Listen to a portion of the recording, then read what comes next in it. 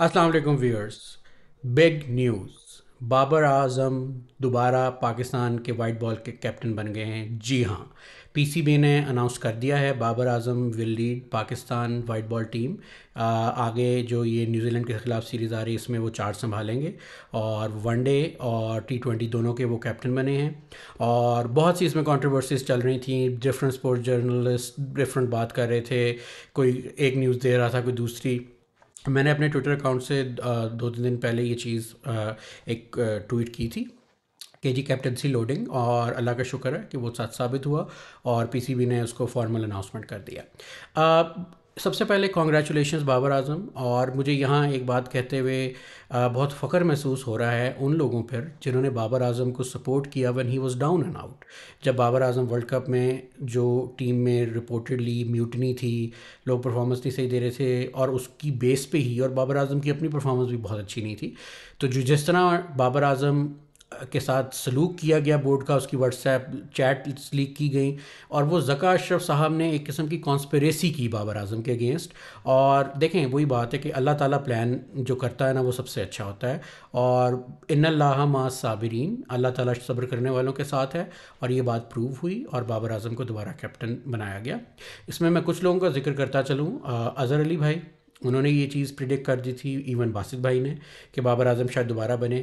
Journalist की बात करूं तो जो मेरे कप्तान मंसूर अली ख़ान ने भी ये बात प्रिडिक्ट की थी।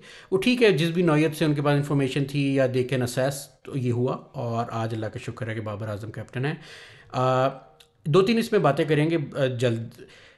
एक तो सबसे बड़ी बात यह है कि बाबर आजम, हमने आपको, बाबर जो आजम फ़ैन क्लब है, हर तरह से उन्होंने आपको सपोर्ट किया, लेकिन अब आप पे भी कुछ ज़िम्मेदारी आयद होती है जिसमें चुनिंदा चुनिंदा चीज़ों का मैं ज़िक्र करता चलूँ। एक, आपने बिल्कुल मेरिट पे सिलेक्शन करनी। मैं ये नहीं कहता कि आप दोस्ती यारी पे पहले भी करते रहें, लेकिन जहाँ जिसकी जगह बनती है उसको आपने खिलाना है। जिस तरह आपके वालिद साहब ने, आज़म अंकल ने भी इस चीज़ पे एक बिल्कुल बहुत अच्छी पोस्ट उन्होंने की कि जी आप, इमाद और आमिर आपके बड़े भाई हैं और आपने उनका छोटा भाई बन के उनके साथ रिस्पेक्ट करनी है। बिल्कुल उनकी जगह बनती है, आप उनको टीम में खिलाएं।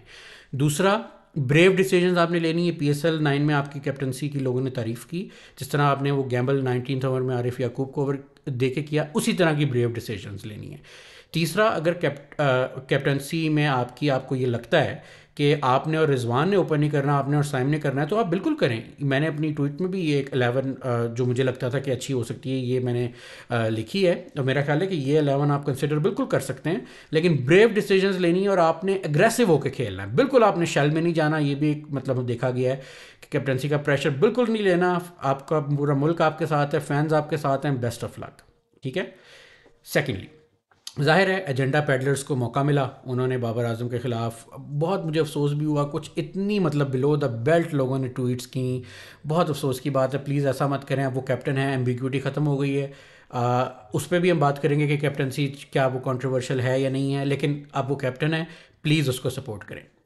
सेकेंडली, शाहीन शाह अफरीदी, मेरी तमाम पाकिस्तानी क्रिकेट टीम के फ़ैन्स और ख़ास तौर पर बाबर आजम फ़ैन क्लब से रिक्वेस्ट है, बिल्कुल शाहीन को आपने टारगेट नहीं करना। जो एजेंडा पैडलर्स हैं ना, वो एक दूसरे को, बाबर और शाहीन को एक दूसरे के सामने ला के खड़ा करना चाहते हैं ताकि अपनी उनकी जो जर्नलिज्म है वो बिके।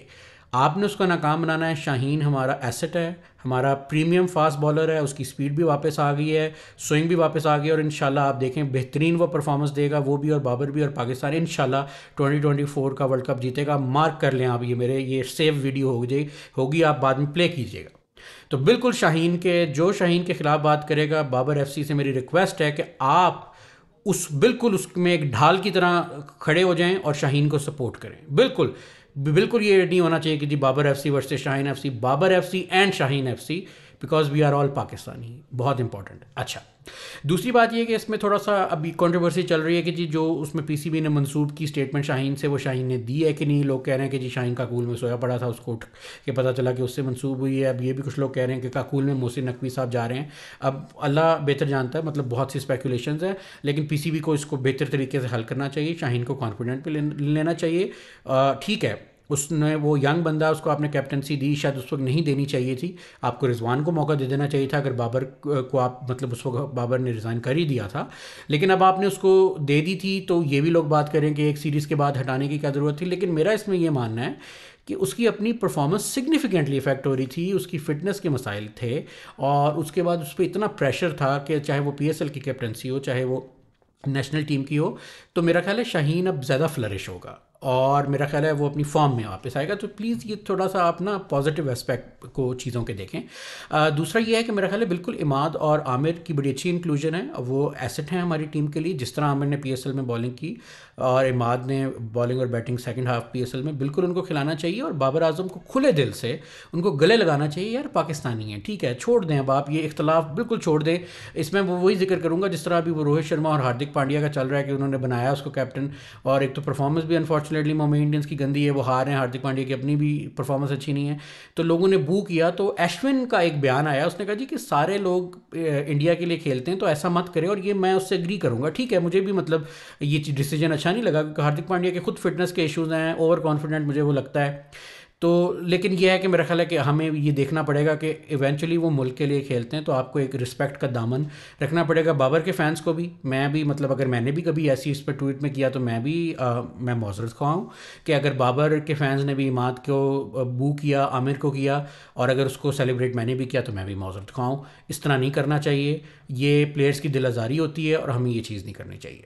ठीक है, अब हमारा फोकस है न्यूजीलैंड की सीरीज़ में। इंशाल्लाह पाकिस्तान ये सीरीज़ इंशाल्लाह जीतेगा, हो सकता है वाइट वॉश करे, और भरपूर तरीके से एग्रेसिव हमें खेलना चाहिए। और ये जो जर्नलिस्ट बात करें जी C टीम आ रही है, यार बस कर दो, हर एक की मर्ज़ी है, जिसने आना है आए, जिसने नहीं आना ना आए। IPL खेलना है, C टीम आ रही है, जो भी आ रही है, जो भी आएगा इंशाल्लाह हम उसको हराएंगे। आयरलैंड के खिलाफ सीरीज़ है, उसके बाद इंग्लैंड जाएंगे, T20 वर्ल्ड कप जाएंगे, इंशाल्लाह हम जीतेंगे। और मैं आपको ये बात पूरे कॉन्फिडेंस से कह रहा हूँ, अल्लाह के फजलो करम से कह रहा हूँ कि T20 world cup 2024 Pakistan Babar Azam की क़यादत में जीतेगा, मार्क माय वर्ड्स।